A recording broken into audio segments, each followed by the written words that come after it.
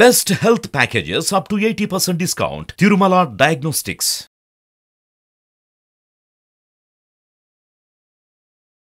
నమస్తే, welcome to Suman TV. నేను మీ యామ్ని. ప్రస్తుతం మనతో ఉన్నారు ప్రముఖ ఆధ్యాత్మికవేత్త, ప్రముఖ జ్యోతిష్య వాస్తు పండితులు, లలిత ఉపాసకురాలు ఆకెల శ్రీలక్ష్మి గారు ఉన్నారు. వారితో మాట్లాడదాం. నమస్తే అమ్మ. నమస్తే అమ్మా. అమ్మ, ఇంకా మనకి లాస్ట్ కనుమ పండుగ, ఇంకా లాస్ట్ అయితే ఇప్పుడు ఆ కనుమ రోజు ఏ విధమైన అంటే పనులు చేస్తే మంచిది, కనుమ రోజు కాకైనా కదలదని అంటూ ఉంటారు. అసలు దీని మధ్య ఉన్న ఆంతర్యం ఏంటమ్మా? కనుమ అనేది మనకి ఈ పెద్ద పండగల్లో అంటే భోగి, సంక్రాంతి, తర్వాత ఆఖరిన కనుమ. అయితే ఈ కనుమ అనేది ముఖ్యంగా పశువుల పండగ. అంటే పశువుల పండగ అంటే గోవులు, ఇక మనకి ఎద్దులు, ఈ వ్యవసాయానికి ఏదైతే అవసరమవుతాయో వాటికి సంబంధించిన పండుగ. అందుకే మనకి చెప్పడం కూడా ఏం చెప్తామంటే వ్యవసాయానికి అనుబంధంగా దగ్గరగా ఉండేది. అలాగే రైతు తన యొక్క ధాన్యాన్ని ఇంటికి తెచ్చుకునే సమయం, ఏదైతే పంట వచ్చిందో ఆ పంటని చేతికి తెచ్చుకునే సమయం, ఇంటికి తెచ్చుకునే సమయం, అంతే కదా. కాబట్టి మరి ఈ పంట చేతికి రావాలంటే ఏం చేయాలి? వాటి యొక్క సహకారం ఉండాలి. వాటికి ఏవైతే ఈ యొక్క గోవులు, ఎద్దులు ఏవైతే ఉంటాయో వాటి యొక్క సహకారం ఉండాలి కదా. కాబట్టి అటువంటి ఏదైతే పశు సంపద ఉందో ఆ పశువులను ఆ రోజు శుభ్రంగా కడిగి వాటికి పసుపు బొట్టు పెట్టి వాటిని పూజ చేసుకొని వాటిని ఆరాధన చేసుకొని ఆ ఇంటికి ధాన్యాన్ని తెచ్చుకుని పెట్టుకుంటారు కదా. కాబట్టి ఈ కనుమ రోజు ఆ యొక్క పని చేయడం అనేది జరుగుతుంది. అలాగే మనకి వరి కుచ్చులని దొరుకుతాయి. ఇప్పుడు చూస్తే వరి కుచ్చులు ఎక్కడా దొరకట్లే, అమెజాన్లో దొరుకుతున్నాయి. అక్కడ బుక్ చేసుకోవాల్సి వస్తుంది.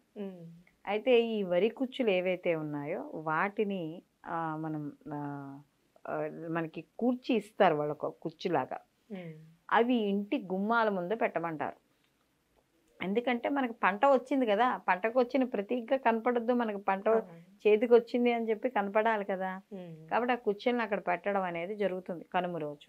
అలాగే ఇక్కడ మనకి ఈ కనుమ రోజు మనకి ముఖ్యంగా ఇంకోటి ఏంటంటే గోశాలలకు వెళ్ళి, అంటే ఇప్పుడు ఏమంటే మరి మేమేం వ్యవసాయం కాదు, మాకేమీ ఆవులు కానీ గోవులు కానీ ఇలాంటివి ఏమీ లేవు, మేము ఏం చేయాలి అన్నప్పుడు మనకి దగ్గరలో గోశాలలు ఉంటాయి, గుళ్ళో కానీ విడిగా కానీ. అక్కడికి వెళ్ళి ఆ గో యొక్క ఆరాధన కానీ లేకపోతే గోవుకి ఏదైనా మనం తినిపించడం కానీ ఇలాంటివి కూడా చేయవచ్చు. అలాగే కనుమ రోజు మినుము తినమని చెప్తారు. ఎందుకంటే కనుమ రోజు గారెలు వేసుకుంటారు, ఆవళ్ళు గారెలు ఇలాంటివి వేసుకుంటారు. అంటే శాస్త్రం చెప్తాను అదే కనుమ రోజు మినుము తినాలి అని చెప్పి ఒక శాస్త్రం. అలాగే ఈరోజు ఎందుకంటే ఇప్పుడు ఆ కుచ్చులు ఎందుకు పెట్టాలి అని కానీ చూసుకుంటే మనకి ఈ ఆ కుచ్చులు పెట్టినప్పుడు చిలుకలు, పిచ్చుకలు వచ్చి అవి ఒక్కొక్క గింజను తింటాయి. మనకి చూడండి వేసవి కాలం కానీ మామూలు రోజుల్లో కూడా ఇంట్లో బయట కొన్ని బాణలు, చిన్న చిన్న మూకుళ్ళు పెట్టి నీళ్లు పోస్తారు, పిచ్చుకలకి దాహం వేస్తుంది తాగడానికి అని. ఇప్పుడైతే ఇందాక నేను చెప్పినట్టు అమెజాన్లోనే వస్తుంది ప్లాస్టిక్, అందులో బియ్యం వేస్తే అది ముక్కు పెట్టి లాగితే 4 గింజలు వస్తాయి, తినేస్తే అక్కడ ఉన్న నీటిని తాగుతాయి. ఎందుకు వీటిలో అంతర్యం ఏంటంటే గృహస్థుడికి కొన్ని ధర్మాలు ఉంటాయి. భూతదయ అనేది తప్పకుండా గృహస్థుడికి ఉండాలి, మానవుడికే ఉండాలి భూతదయ అనేది. ఎందుకంటే మిగతా జంతువులు ఏం వండి పెట్టవుగా, వండి పెట్టేది కాస్త మాట, విజ్ఞత, బుద్ధి ఇవన్నీ కూడా ఎవరికి ఉన్నాయి? మానవుడికి మాత్రమే ఉన్నాయి. అలాంటి మానవుడు తన పొట్ట కోసమే, తన తిండే తన కోసమే వండుకోవడం కాకుండా ఇతరులకు పెట్టడము, ఇతరులతో పాటు తనతో సమానంగా పక్కన ఏమున్నాయి? పక్కనున్న మూగజీవులు ఉన్నాయి. ఆ మూగజీవులను కూడా పోషించే కొంత బాధ్యత ఈ యొక్క గృహస్థుడికి ఉంటుంది. కాబట్టి తన ఇంటి దగ్గర ఒక చిప్పలో నీళ్లు, ఓ ముద్ద మిగిలితే ఒక కుక్కకు అన్నం పెట్టడం, కాస్త బియ్యం ఏవో నూకలు ఉంటాయి, ఆ నూకలు అలా గోడ మీద వేసినా కూడా 4 పిచ్చుకలు వచ్చి తిని వెళ్ళిపోతాయి. దానివల్ల ఏమవుతుంది అంటే అవి ఆ ఇంటి యజమాని యొక్క సౌఖ్యాన్ని కోరుకుంటాయి. అప్పుడు దానివల్ల ఏమవుతుంది అంటే ఆ ఇంటి యజమాని, ఆ ఇంట్లో ఉన్నవాళ్ళు కూడా వృద్ధి చెందుతారు. పూర్వం పెట్టే ఆచారాలన్నీ కూడా ఇలాగే ఉండే. ప్రతిదానికి కూడా మనం మాట ఉన్న వాళ్ళే బాగుండాలని దీవించడం కాదు, మూగజీవాలు కూడా దీవిస్తాయి. ఎందుకంటే కుక్కకు విశ్వాసం ఎక్కువ ఉంటుంది అంటారు. ఒకసారి పెట్టంగానే రెండో రోజు మళ్ళీ తోక మళ్ళీ ఊపుకొని వస్తుంది. ఒక్కసారి పెట్టి చూడు, మనం మనకి గుర్తుపట్టి ఎక్కడున్నా కూడా వస్తుంది. మన ఆ వీధిలోకి వచ్చేటప్పటికో ఎప్పుడో మనం అక్కడ చివరి వరకు వెళ్ళే వరకు మనతో పాటు వస్తుంది. ఎన్ని ఉంటాయంటే విశ్వాసం. కాబట్టి ఇలాంటివన్నీ కూడా గృహస్థుడికి ఈ భూతదయ అనేది ఉండాలి.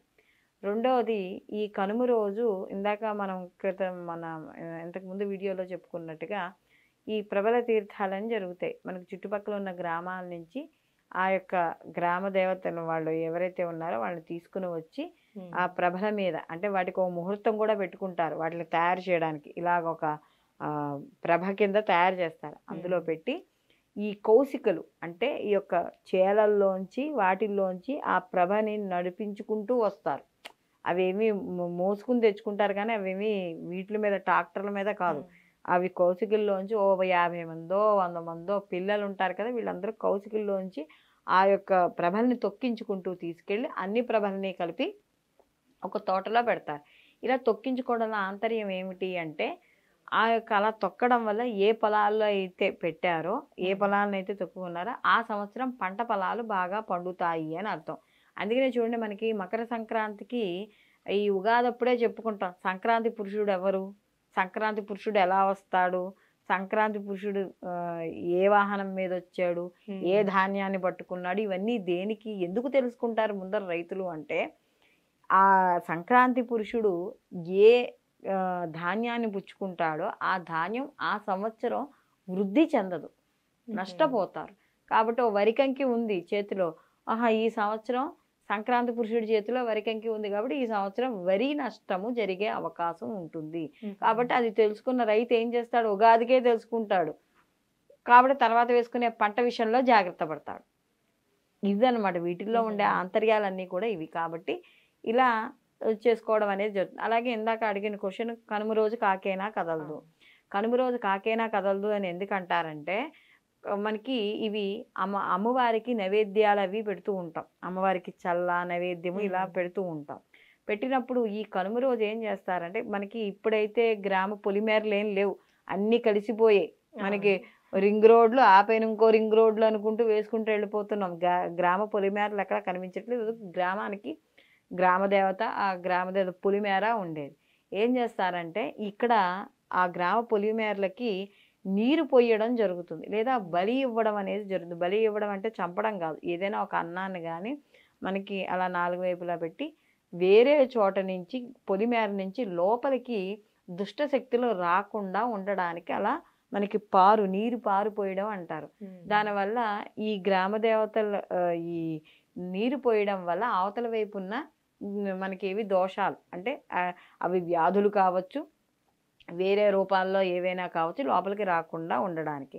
అందుకనే మనకి చెప్తారు సాయంకాలం రాత్రిపూట గ్రామ దేవతలు గ్రామాన్ని కాపలాకి వస్తూ ఉంటారు, అమ్మవారు మనకి ప్రతి ఇంటికి. అందుకనే ఏదైనా ఊరు వెళ్ళినప్పుడు కూడా గ్రామ దేవతకు దండం పెట్టుకుని వెళ్ళండి, ఆవిడ ఆశీర్వాదం తీసుకుని వెళ్ళండి, మళ్ళీ క్షేమంగా ఇంటికి వస్తాము అని చెప్తాం.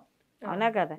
మనకి కాశీ వాటిల్లో కూడా చూడండి వారాహిదేవి గ్రామ సంచారం చేస్తుంది అని చెప్తారు సాయంకాలం పూట. అందుకనే ఆవిడ గ్రామ సంచారం చేసిన తర్వాత ఆవిడ దర్శనం చేసుకోండి, ఎందుకంటే ఆవిడ ఉగ్ర రూపం మనం చూడలేం కాబట్టి.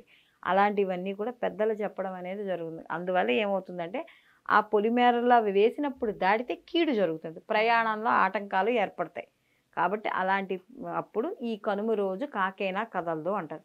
లేదు మాకు ఉన్న ప్రస్తుత రోజుల్లో ఆఫీసులు కుదరవు, సెలవులు ఇవ్వరు, అర్జెంటు పిల్లలు వచ్చేయాలనుకున్నప్పుడు ముందర రోజు సంక్రాంతి రోజే ఎవరైనా ఇంట్లో నిర్గ్యం అనేది పెట్టుకోవాలి.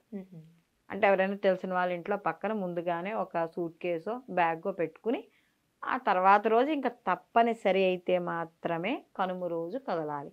ఈ కనుమ రోజు అయిన మొన్నాడే ముక్కనము, ఆ ముక్కనము రోజు సావిత్రి గౌరీ నోవు అని కొంతమంది నోవు చేసుకోవడం. ఆ సావిత్రి గౌరీ నోవు కూడా తెల్లవారుజామునే లేచి కౌశిక దగ్గరికి వెళ్ళి, అంటే మనకి చెరువులు ఉంటాయి అలాంటి కౌశిక దగ్గరికి వెళ్ళి ఆ మట్టి ఉంటుంది, ఆ మట్టితో కుమ్మరిని పిలిపించుకుని మంగళవాద్యాలతో వెళ్ళి బొమ్మలు తయారు చేయించుకుని వచ్చి ఇది ఎవరికి వాళ్ళు చేసుకునేది కాదు, ఒక 5-6 కలిపి చేసుకుంటారు. స్త్రీ సౌభాగ్యం గురించి 10 ఏళ్ల పాటు చేసుకునే వ్రతం. 10 ఏళ్ల పాటు 15 రోజులు, అంటే ముక్కనుమ రోజు మొదలైంది, అక్కడి నుంచి 10 రోజుల పాటు ఈ వ్రతాన్ని ఒక 4-5 కలిపి ఒక ఇంట్లో చేసుకోవడం అనేది జరుగుతుంది అనమాట. ఇది కొంతమంది చేసుకోవడం అనేది జరుగుతుంది. కాబట్టి ఈ మొత్తం మీద కనుమ రోజు అయితే మాత్రం ఇలాంటి వాతావరణం అనేది చోటు చేసుకుంటుంది. చాలా చక్కగా తెలియజేశారమ్మా. ధన్యవాదాలు. నమస్తే అమ్మా.